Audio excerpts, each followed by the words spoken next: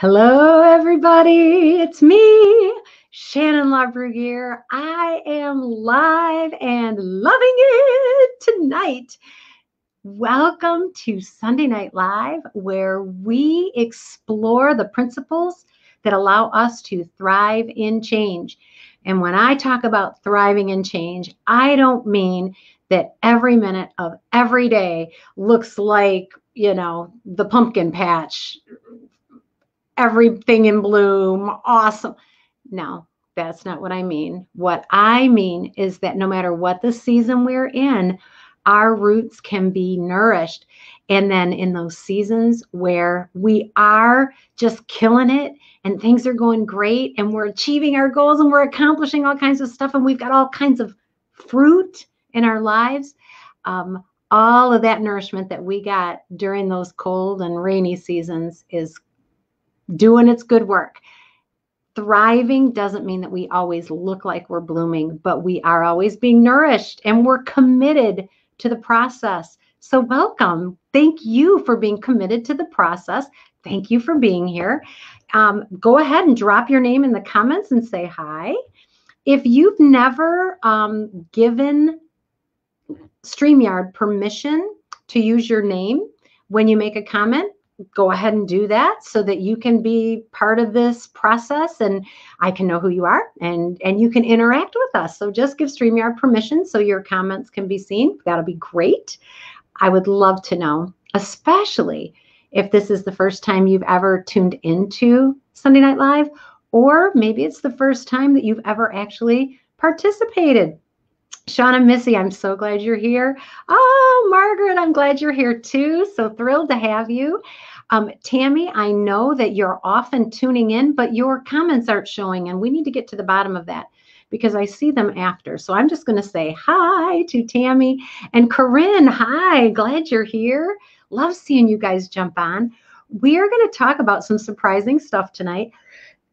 Well, I don't know, maybe surprising, maybe not. We will see. But it definitely surprised me. So I'm excited to share it with you. Tonight's hashtag is #trust the process. What we're talking about tonight is absolutely a process that allows us to get what we want, to get where we want. In fact, we're not going to get what we want or where we at, what we want or where we want without it. But man, do we avoid it. So I'm excited to explore it with you.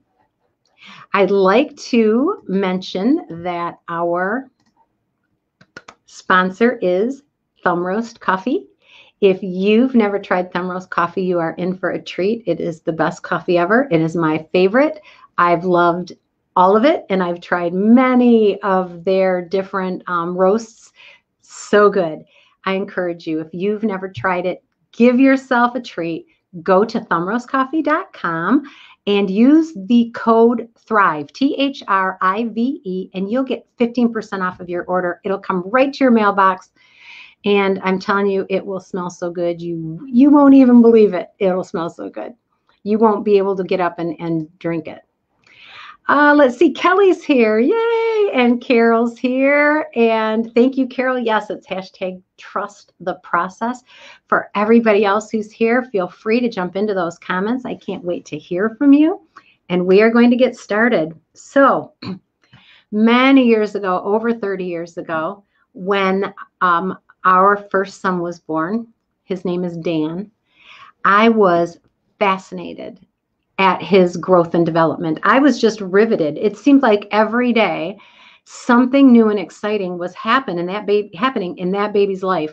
And he was just changing faster than I could keep up. It was incredible. If you've ever had a child or had a niece or nephew, maybe a sibling that you had the privilege of watching them grow up from an infant, I know you know what I'm talking about, right? It's just crazy to watch what happens in the first year of a little child's life. And Daniel was, of course, perfect. He was our first, right? I'm rolling my eyes. You guys know, how that goes.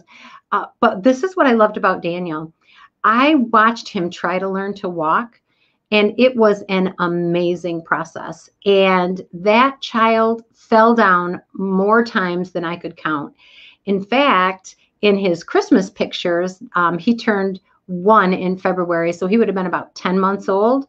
And he had just started learning how to walk. And in his Christmas pictures, you guys, he had this big black and blue bruise right over his eye. He had a goose egg.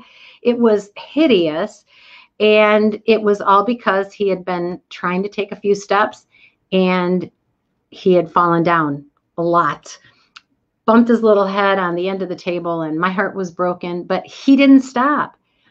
You guys, this I'm sure will not surprise you, but he is over 30 years old. He's walking. Even though he fell down 500 times while he was learning, he's walking today. He walks like a pro. It's incredible. He hasn't had a goose egg from falling down since he was probably a year old.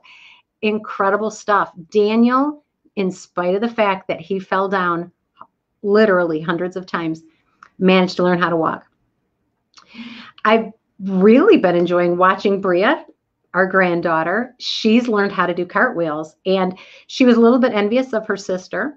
Saw Liliana doing some cartwheels, and I got to tell you, Liliana's rock star at the cartwheels, right? Really good at them. Liliana's about a year older than she is. And Liliana had these cartwheels down pat, and Bria was looking at her and decided, I need to be able to do cartwheels. So she has been practicing. And her first cartwheels, you guys, they were not great. Now, I am a supportive Seema, and so I didn't sit there and make fun of her for having a bad cartwheel, right? I didn't sit and make fun of Daniel as he was falling down while he was trying to learn how to walk. No, I'm supportive. And so I would encourage her. Oh, Bria, you're doing great. Oh, that looks good. Oh, that's a lot better. What did you think about that? How did that feel? Encouraged her. For a while there, she had been on a plateau of a mediocre cartwheel. And last week, she came over to the house and said, Seema, watch this. And she executed the most fantastic cartwheel. It was amazing. Nobody taught her how to cartwheel. She figured it out.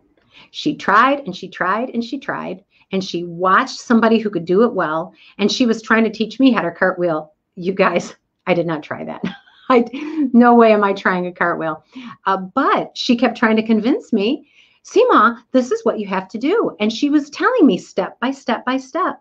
Bria is only 5 years old, and she figured out on her own how to do a cartwheel by trying and trying and trying and trying again until she got it right. So how about Olivia? Our daughter Olivia really, really wanted to get her driver's license, and she's the baby in our family, and it made me a little nervous. So my husband did most of the teaching of Olivia of how to drive, and Olivia she wasn't the world's best driver, you guys. She was not the world's best driver, and it made me really nervous. And she was very committed. So she practiced a lot, and her dad took her out a lot.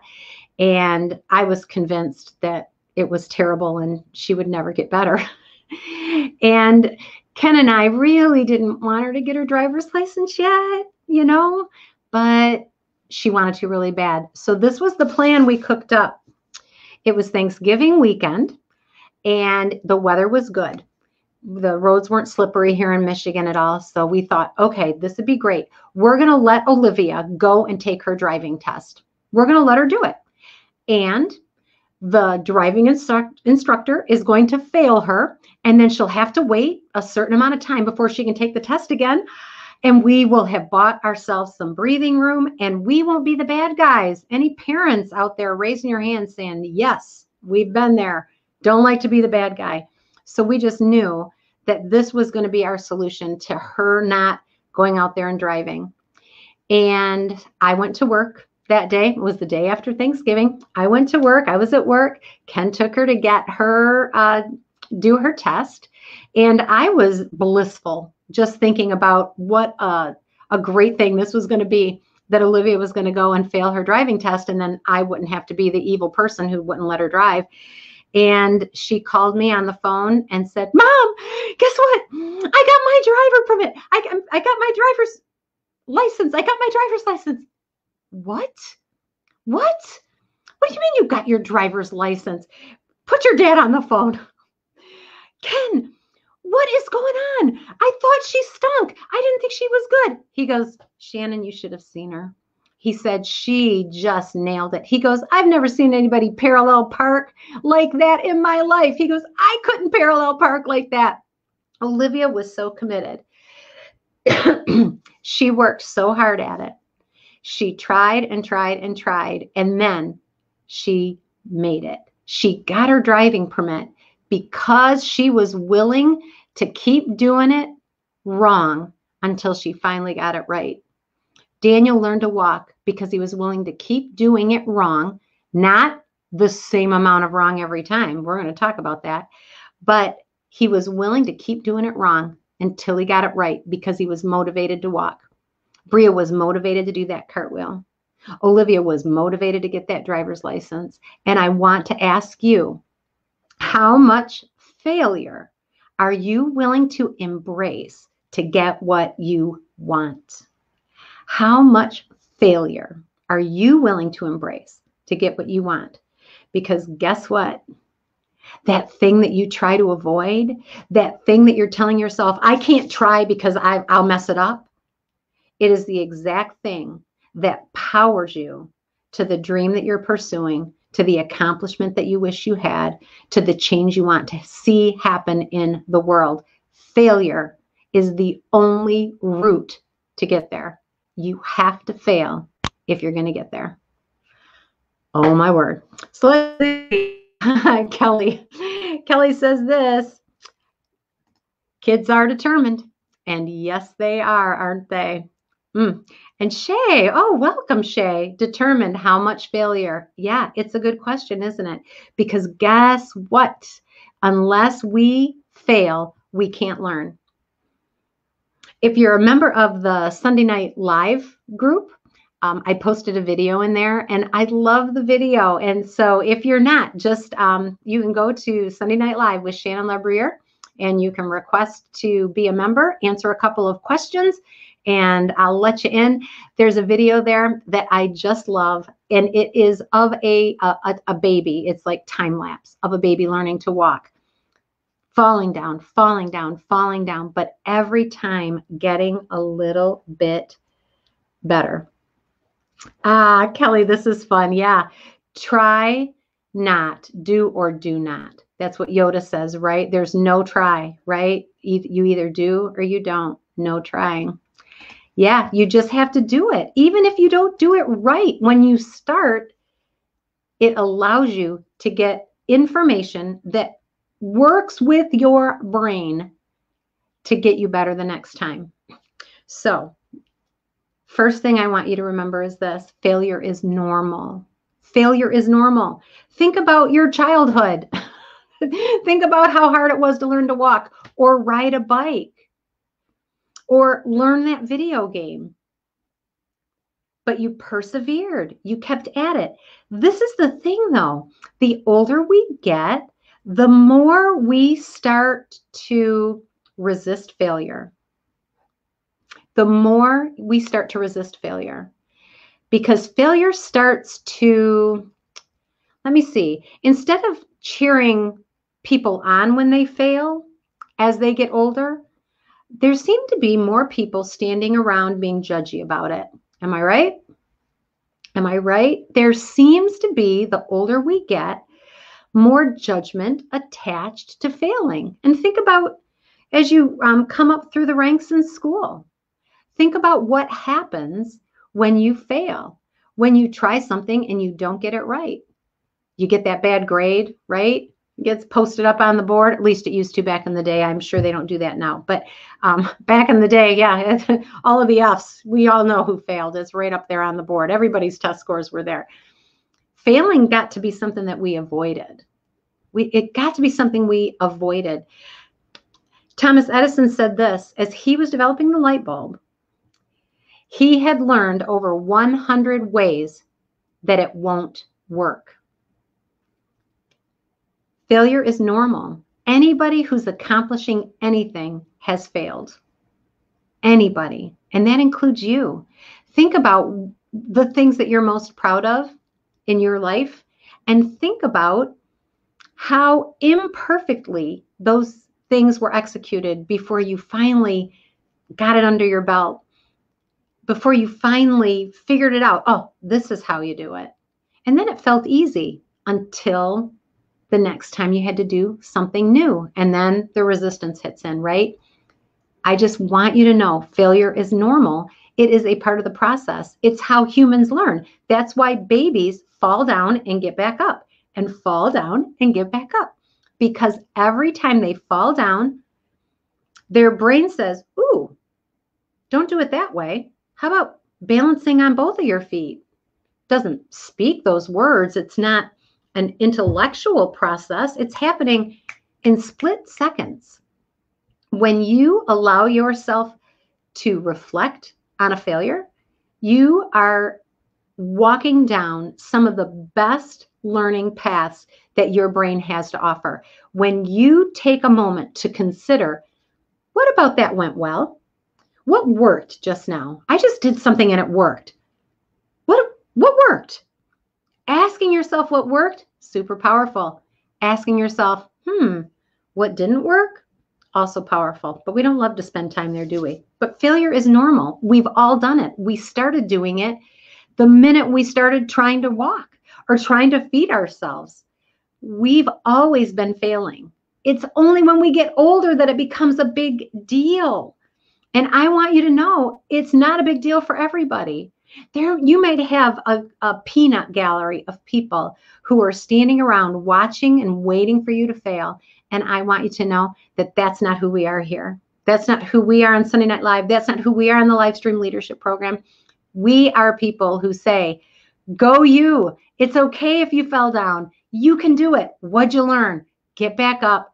Keep on going. Because everything good lies through the path of failure. Straight through it. You'll never execute perfectly just because you thought about it up here. All that thinking in the world doesn't actually change anything. But when you start taking action, even if it's imperfect, it allows you to try something, get some feedback, make an adjustment, and try it again. Try it again. Get some feedback, make an adjustment, try it again. Get some feedback, make an adjustment, try again. I'm not talking about the kind of failure where you fall down and then you get up, bam, hit your head, fall back down, bam, hit your head, fall back down, get back up. Maybe you should stop and think just a minute before you get back up and hit your head. We had a red car. Gosh, it was a Chevrolet. I can't think of what, a Z24. This was back when we first got married. Had this little red car, and every time I got out of that car, I smacked my head on the door jamb. Every stinking time. And I got so mad at that car, I didn't stop to reflect. What am I doing wrong that makes me keep hitting my head? Taking that moment to assess, why does this keep not working? Super powerful, very powerful. All right, so let's see. Kelly says, my photography is like that. Kelly is learning to be a great photographer, and it's been a process. It's been a process. Trial and error, learn from your mistake, make it better the next time, and then over time, we become excellent. Every pursuit is like that. Every pursuit. Failure is normal. We never start out perfect. We always have to have some failures to learn, grow, and then ultimately perfect it or be excellent at it. So failure is not only normal, it is necessary. You can't get anywhere without it. You cannot get anywhere without it. The third thing I want you to know is this. Failure is not final. It is not final unless you choose it to be. I'm not here to tell you that failure is fun, because it's not. It's disappointing. It is disappointing, but it is immensely valuable. It is immensely valuable. Failure brings with it a gift. It looks beat up. It's not very appealing, but every failure that we make brings with it a gift of awareness. And it is an opportunity for us to learn, like Thomas Edison, this is what we don't want to do. This is what I don't want to do next time. I'm going to learn from my mistakes. Now, this is beautiful. We can learn from other people's mistakes. Oh yeah. So if you are watching closely and see somebody fail, you can learn from their mistakes. You can learn from their mistakes. And their mistake can save you a lot of pain and a lot of agony. But it doesn't mean that you're not going to have your own failures, because we're human. What's that phrase? To err is human and to forgive is divine. I'll tell you what, I am human, and I emphasize that to people all day long, unintentionally, but I really do. There is no question in anybody's mind in my circle if I'm human or not, because they see the mistakes I make.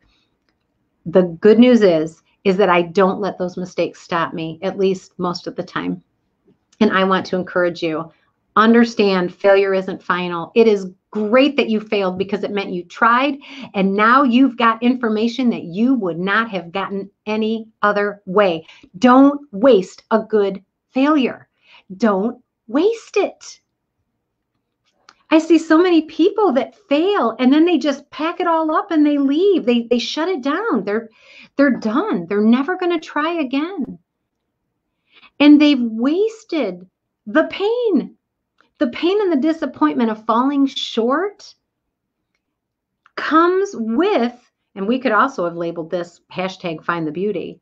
That pain and disappointment that failure has also brings with it a beautiful piece of information that allows us to improve and do better next time.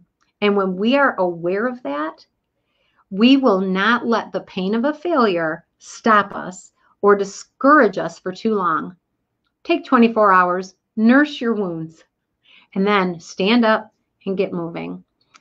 My list of failures is so long, I couldn't even list them all.